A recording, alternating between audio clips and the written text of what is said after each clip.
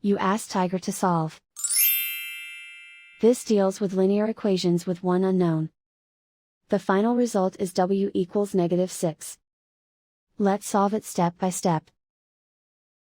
Simplify the expression. Simplify the arithmetic.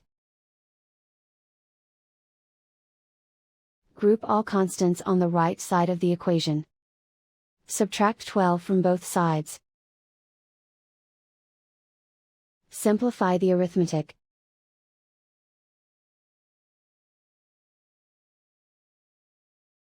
Isolate the w. Divide both sides by 5.